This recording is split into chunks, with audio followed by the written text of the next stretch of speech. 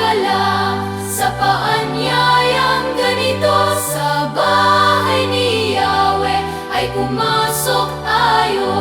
Halina't pumasok sa bahay ni Yahweh. Taglay ang dalangin at galak sa puso. Ako'y nagkakala sa paanyayang ganito. Sa bahay ni Yahweh ay pumasok tayo. Sa ngalan ng Ama, ng Anak at ng Espiritu Santo, Amen. sumainyo ang Panginoon. At sumaiyo rin. Mga kapatid, tayo magpuri at magpasalamat sa Diyos dahil panibagong araw, panibagong buhay, panibagong pagpapala. Pero sa bawat araw ng ating pagising, hindi natin maiiwasan na tayo magkaroon ng mga problema, mga pagsubok at suliranin.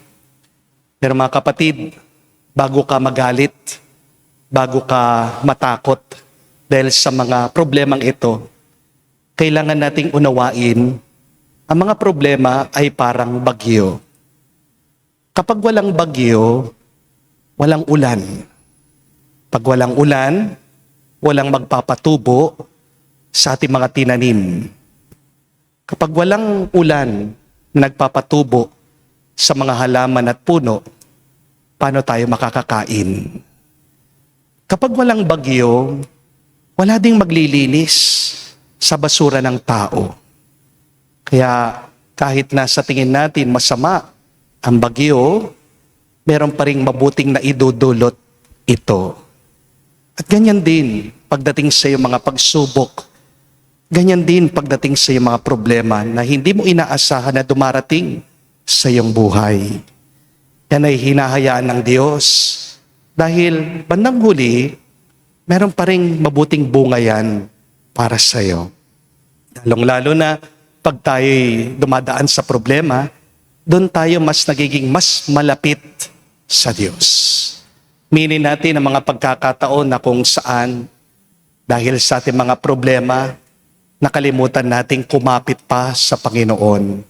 Dahil sa ating mga problema, mas pinili pa nating magkasala. Tayo'y magpakumbaba, hilingin natin muli ang awat pagpapatawad ng Diyos para minsan pa tayo makitang karapat dapat makatanggap sa mga banal na misteryo. Inaamin ko Sa makapangyarihang Diyos at sa inyo, mga kapatid, na lubha akong nagkasala sa isip, sa salita, sa gawa, at sa aking pagkukulang. Kaya isinasamo ko sa mahal na Birheng Maria, sa lahat ng mga anghel at mga banal, at sa inyo, mga kapatid, na ako'y ipanalangin sa Panginoong ating Diyos. kawan tayo na makapangyarihang Diyos, patawarin tayo sa ating mga kasalanan at patnubayan tayo sa buhay na walang hanggan. Amen. Panginoon, kaawaan mo kami. Panginoon, kaawaan mo kami. Kristo, kaawaan mo kami. Kristo, kaawaan mo kami. Panginoon, kaawaan mo kami. Panginoon, kaawaan mo kami. Manalangin tayo.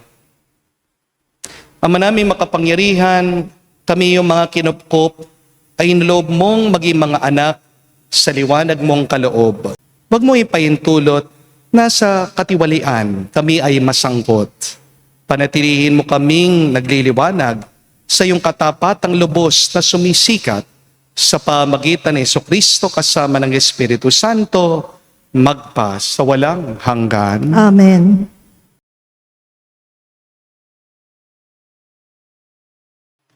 Pagbasa mula sa aklat ni Propeta Amos.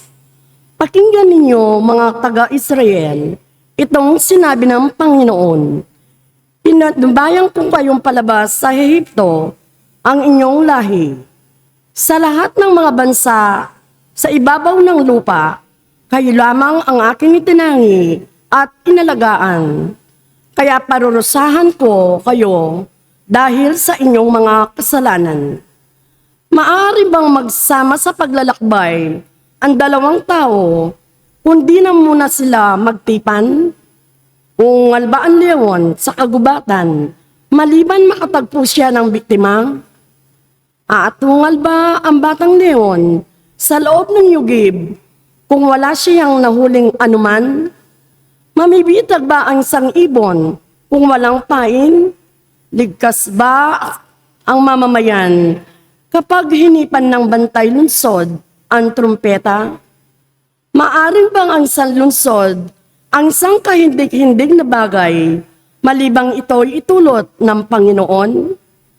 Tunay ang Panginoon di gumagawa ng anumang bagay na hindi pababatid sa kanyang balak, sa kanyang mga lingkod na mga propeta. Pag-ungal ng leon, maaari bang hindi ka matakot? Kapag nagsalita ang Panginoon, mapipigilan ba ipahayag ang kanyang sinabi? Pinuksa ko ang ilang inyong mga lungsod tulad ng aking ginawa sa Sodoma at Gomora. Kayo'y parang nagdiriglas na kahoy na inagaw sa apoy.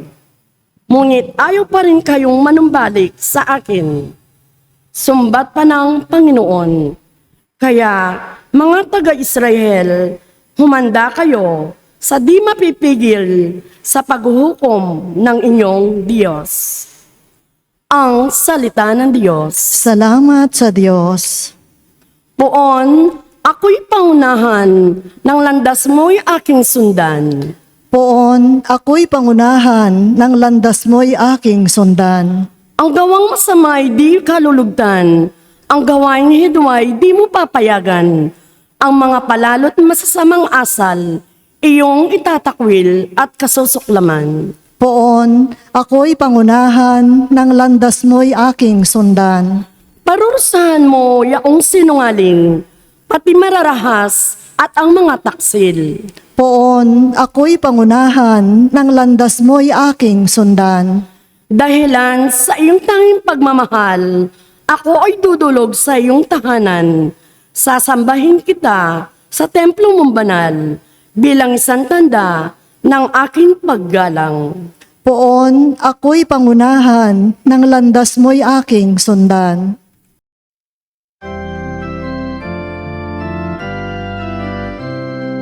Alleluia, Alleluia, Alleluia, Alleluia, Alleluia, Alleluia, Alleluia, Alleluia, Alleluia, Alleluia, Alleluia. Poon, ikaw ang pag-asa, ang salita mo'y ligaya, pag-asa ko sa tuwina. Aleluya, aleluya. Sumainyo ang Panginoon. At sumaiyo rin. Ang mabuting balita ng Panginoon ayon kay San Mateo. Papuri sa iyo, Panginoon. Nung panong yon, sumakay si Jesus sa bangka, kasama ang kanyang mga alagad. Bumugso sa lawa ang isang malakas na unos, at halos matabunan ng mga alon ang bangka. Ngunit natutulog noon si Jesus. Kaya't nilapitan siya ng mga alagad at ginising. Panginoon, tulungan niyo kami, sabi nila. Lulubog po tayo. At sinabi niya sa kanila, ano't kayo'y natatakot? Napakaliit naman ang pananalig ninyo. Bumangon siya, sinuway ang hangin at ang dagat, at tumahimik ang mga ito. Namangha silang lahat at ang sabi, anong tao ito? Kahit ang hangin at ang dagat ay tumatalima sa kanya. Mga kapatid, ang mabuting balita ng ating Panginoon. Pinupuri ka namin, Panginoong Hesukristo. Magandang araw po muli sa inyong lahat. Welcome po sa ating banal na misa. Mga kapatid, meron po akong good news at bad news para sa inyo. Unahin na po natin yung bad news, ha? Don't forget this, that no one can choose their storms. Nobody can pick their typhoon. No person is exempted from bad weather. Ano pong ibig sabihin nito? Wala po sa atin ang makakapili anong klaseng problema ang pwedeng dumating sa ating buhay. Magplano ka man ng mabuti, meron at meron darating pagsubok sa iyong buhay. Ano ang bagyo? Ang mga bagyo, ang mga problema, bigla na lang darating sa ating buhay. Walang pasabi. Problems come unannounced. Trials come without your permission.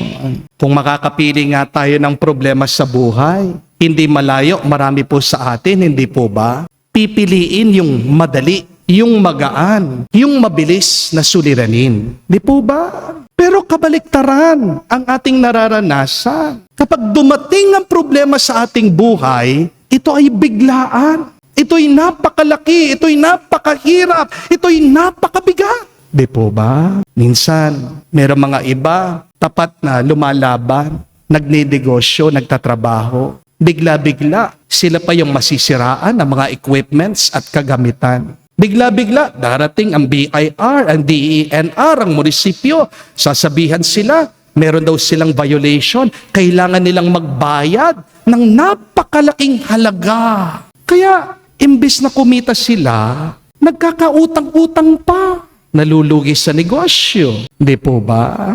Okay lang naman silang mag-asawa. Di nga daw sila nag-aaway eh. Pero bigla-bigla malalaman ng babae, meron palang iba ang mister niya. Tahimik. Pero meron palang tinatago yung lalaki, may sakit siya ng loob sa misis niya. Minsan, yung anak mo, hindi mo maintindihan. Nung bata yan, pagkadaldal-dalda, pagkasaya-saya, ngayong lumaki na, naging teenager na, kapag kinakausap mo, sinisigawan ka, pinagbibisitang ka, wala nang galang sa'yo. Minsan, okay naman ang pakiramdam mo. Pero merong iba, pag nagpa-check up sa doktor, nalalaman nila, may cancer pala sila, stage 4 na. Hindi natin mapipili ang mga bagyo at problemang dumarating sa ating buhay. Ang sabi nga po, napakaganda ni Mike Tyson, yung boksingero, that everybody has a plan until they get punched in the face. Magplano ka man ng mabuti, maghanda ka man para sa iyong hinaharap. Gumawa ka man ng backup plan, kapag dumating ang problema at bagyo, wala kang magagawa. Amen? Ito po ang bad news. At kailangan nating yakapin yan. Kailangan nating tanggapin yan para maging mas magaan ang ating buhay. Kasi kung iniiwasan mo yan, hahabulin ka ng iyong bagyo. Kung dinidinay mo yung bagyo, yung problemang yan, lalong magiging mabigat ang buhay mo. Amen? Pero sa gitna nitong bad news, meron pa rin good news. At ano po ang mabuting balita? Hindi man natin mapili ang mga bagyo at problema na darating sa ating buhay. Pero kaya mo pa rin piliin paano mo haharapin itong mga bagyo at problemang ito. You may not be able to choose your storms or problems in life. But remember this, my dear friends, this is the good news. You can always choose how to face your storms. Wala ka mang kontrol sa labas mo, pero meron ka pa rin palaging kontrol sa kung anong mangyayari sa loob mo. My dear friends, you have a power in the midst of your storm. You can choose to respond properly to your problems. You can choose to become like Jesus in the midst of the storm. Ano pong ginawa ng ating Panginoong Hesukristo dito sa gitna ng bagyo o unos?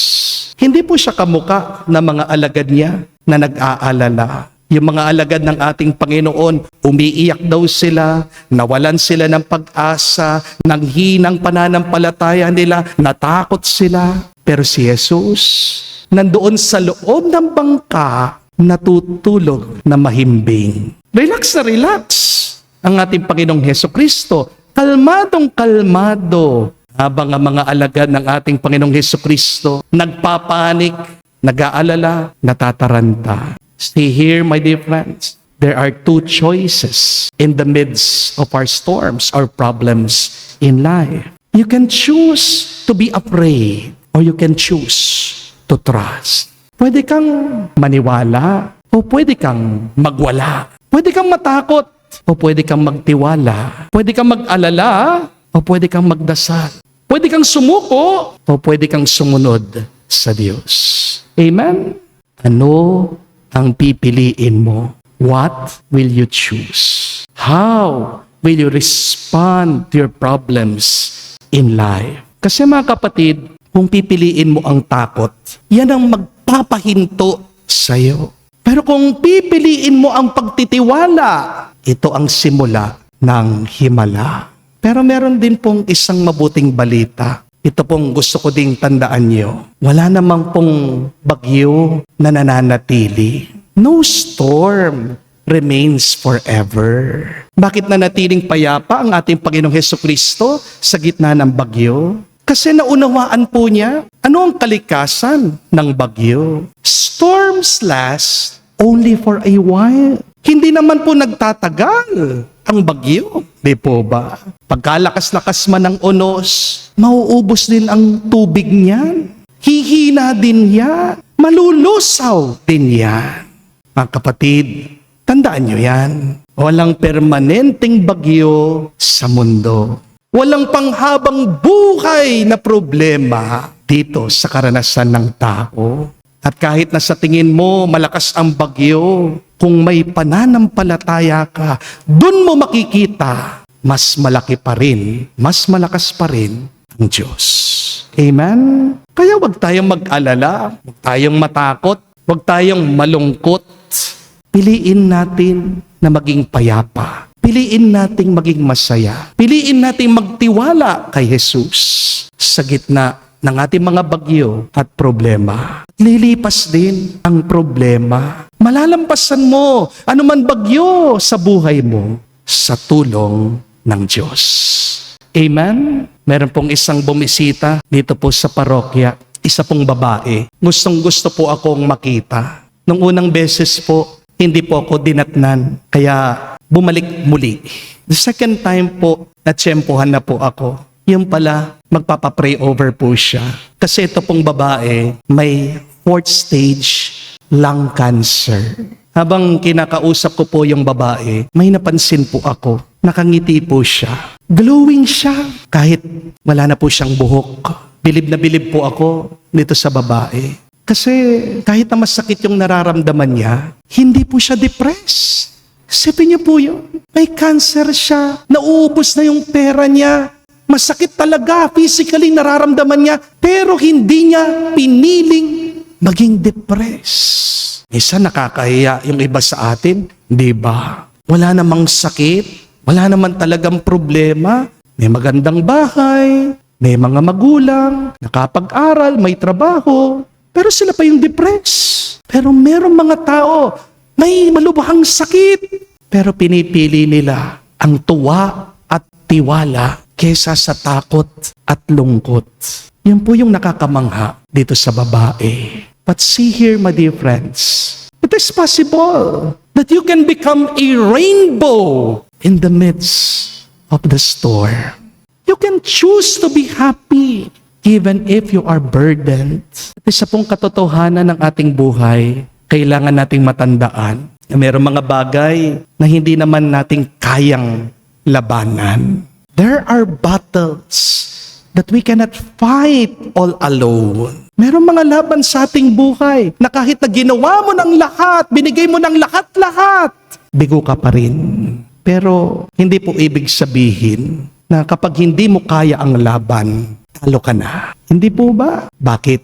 Dahil maaaring hindi mo kaya ang laban. Maaaring dehado ka. Pero kung maniniwala ka, merong ibang lalaban para sa iyo. Amen? If we cannot fight, if we cannot win the battle, have faith. Because someone stronger is fighting for you. Kapatid, sa gitna ng iyong mga bagyo, sa gitna ng iyong mga problema, huwag mong kalimutan, hindi ka nag-iisa. May pamilya ka pa rin. May mga kaibigan ka.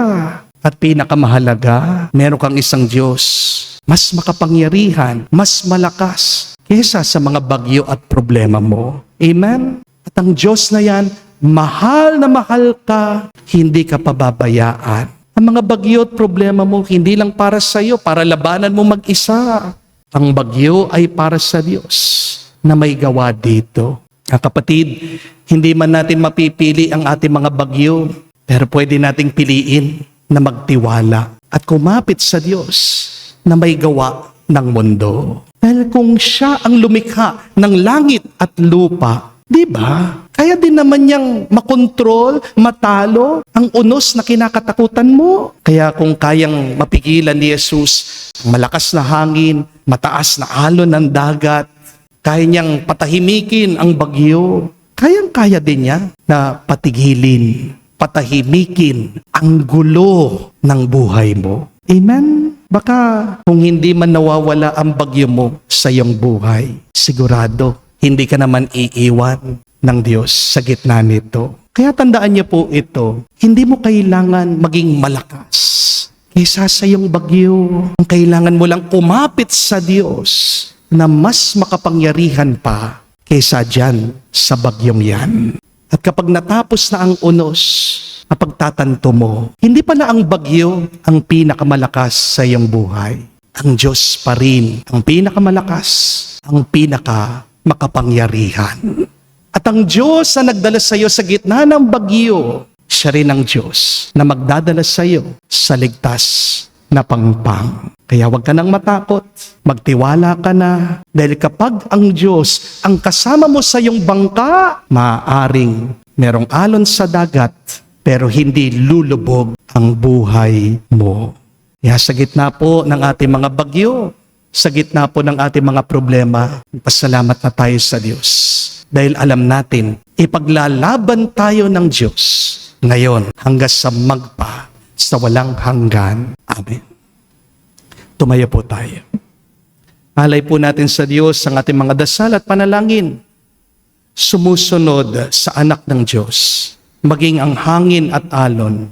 Mulat sa katotohanan ito, manalangin tayo na may pananalig para sa katahimikan na nagpapagulong ng Diyos. Manalangin tayo na may pananalig para sa katahimikan na nagpapagulong sa mundo. Ating sabihin, Panginoon, dinggin mo kami. Panginoon, dinggin mo kami. Ang simbahan sa pamamagitan ng kanyang mga miyembro naway maging malakas sa pananampalataya, higit sa lahat sa kanilang pagharap sa mga paghihirap at pagsubok sa ating panahon. Manalangin tayo sa Panginoon. Panginoon, dinggin mo kami. Ang mga naglalakbay sa karagatan, ang mga mandaragat, mga mangingisda, at yaong mga taong sa dagat nagmumula ang ikinabubuhay, naway makadama ng kasiguruhan at kaligtasan. Manalangin tayo sa Panginoon. Panginoon, dinggin mo kami. Ang mga nanghihina sa kanilang pananampalataya, naway mapatatag sa pamamagitan ng tulong at suporta ng kanilang mga kaibigan. Manalangin tayo sa Panginoon. Panginoon, dinggin mo kami. Sa katahimikan po ng ating puso, banggitin din natin sa Diyos ang ating mga personal na pangangailangan. Ama naming nasa langit, patatagin nawa kami sa mga pagsubok at suliranin ng buhay na puno ng unos, at magdulot nawa ito ng kapayapaan sa aming mga kaluluwa. Hinihiling namin ito sa pamagitan ni Kristo, aming Panginoon. Amen.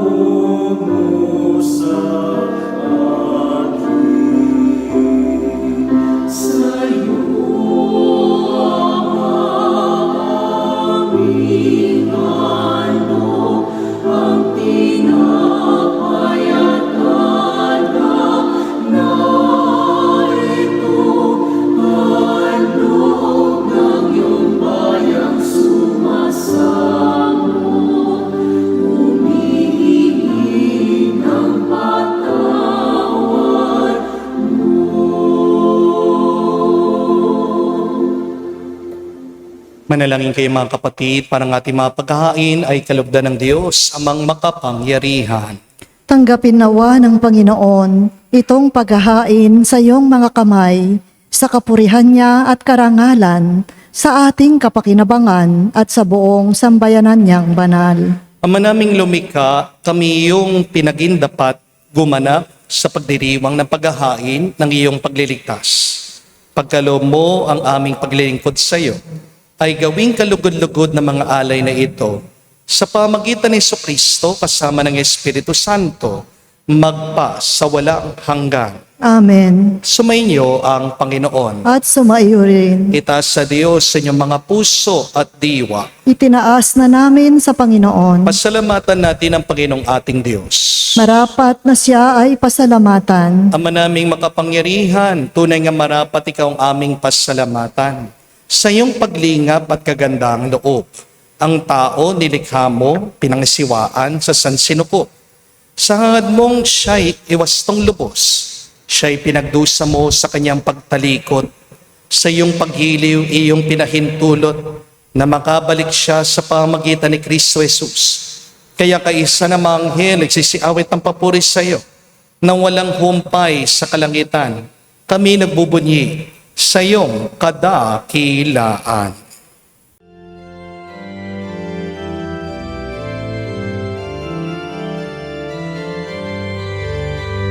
Santo, Santo, Santo, Panginoong Diyos ng mga hukbo, napupuno ang langit at lupa ng kadakilaan mo. Hosana, Hosana, sa kainasan, pinagpalang na paririto sa ngalan ng Panginoon. Hosana, Hosana, sa kainasan. Hosana, Hosana, sa kainasan.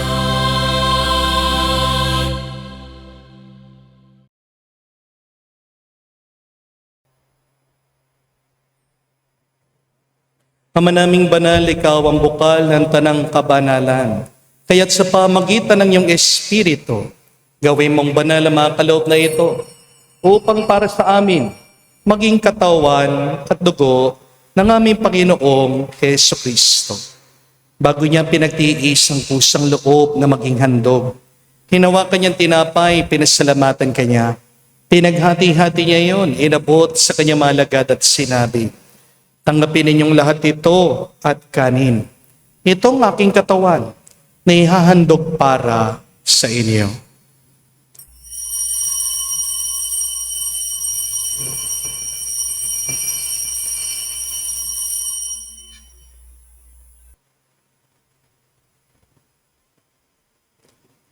Ngayon din naman, no matapos ang hapunan, hinawakan niyang kalis.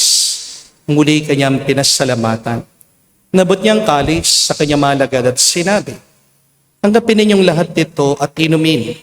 Ito ang kalis ng aking dugo, ng bago at walang hanggang tipan.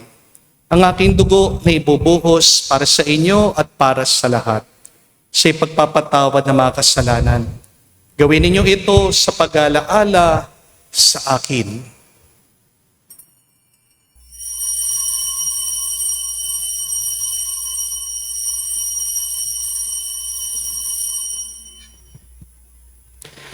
Ang misteryo ng pananampalataya.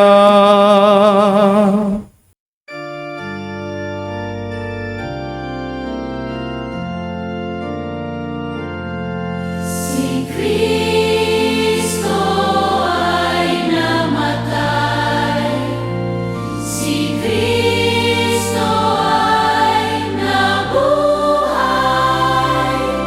si Kristo ay babalik sa wakas.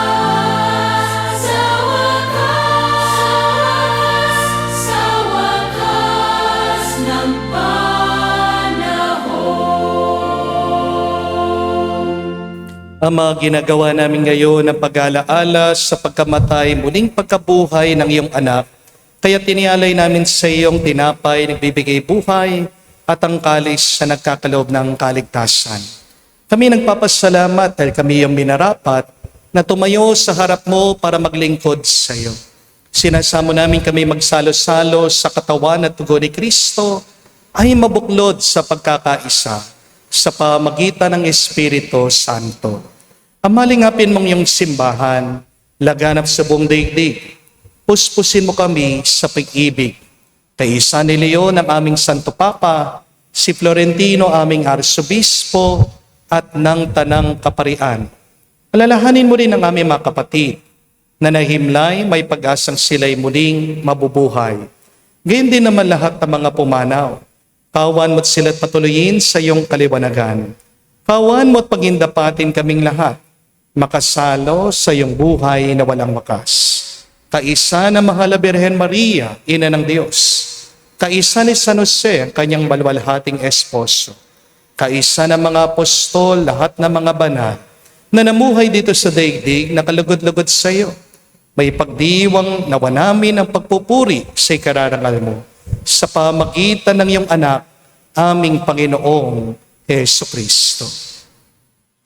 Sa pamamagitan ni Kristo, kasama niya at sa Kanya, lahat ng parangal at papuri ay sa iyo, Diyos Ama, makapangyarihan, kasama ng Espiritu Santo, magpasawalang hanggan. Amen. Amen. Amen.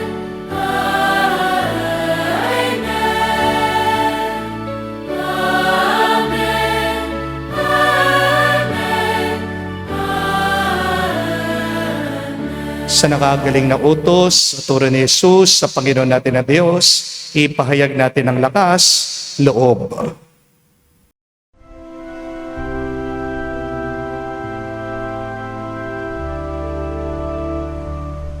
Ama namin, sumasalangit ka, sambahin ang ngalan mo, mapasa amin ang kaharian mo, sundin ang loob mo dito sa lupa para nang sa langit. Bigyan mo kami ngayon ng aming kakanin sa araw-araw, at patawarin mo kami sa aming mga sala para ng pagpapatawad namin sa nagkakasala sa amin. At huwag mo kami ipahintulot sa tukso, at iadya mo kami sa lahat ng masama. Hinihiling namin kami yadya sa lahat ng masama, pagkalooban ng kapayapaan araw-araw, ligtas sa kasalanan, ilayo sa lahat ng kapahamakan, samantalang aming pinanabikan ang dakilang araw ng pagpapahaya ng tagapagligtas naming si Hesus Kristo. Sapagkat iyo ang kaharian at ang kapangyarihan at ang kapurihan magpakailanman. Amen. Panginoong Hesus Kristo, sinabi mo sa mga apostol, kapayapaan ang iniiwan ko sa inyo, ang aking kapayapaan binibigay ko sa inyo. Tunghayan mo ang aming pananampalataya at huwag ang aming pagkakasala. Pagkalooban mo kami ng kapayapaan at pagkakaisa ayon sa iyong kalooban. Kasama ng Espiritu Santo, magpasawalang hanggan. Amen. Kapayapaan ng Panginoon ay laging sumainyo. At sumaiyo rin. Magbigayan po tayo ng kapayapaan sa bawat isa. Peace with you po. Kapayapaan po sa inyong lahat.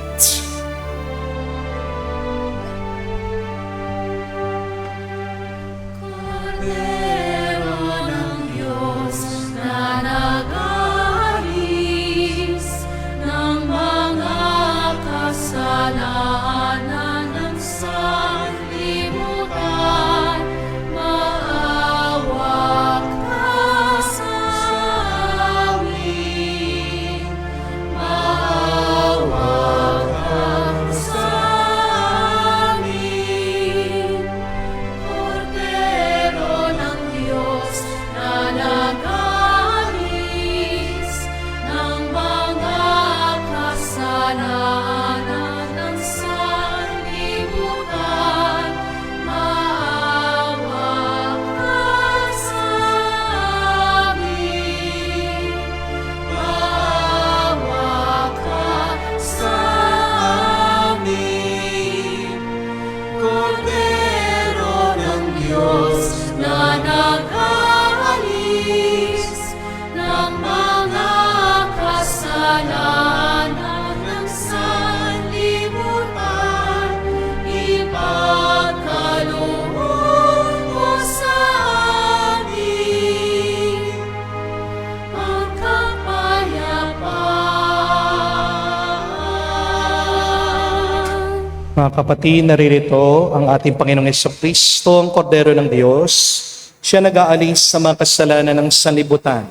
Mapalad tayong lumalapit sa piging ng Kordero. Panginoon, hindi ako karapat-dapat na magpatuloy sa iyo, ngunit sa isang salita mo lamang ay gagaling na ako.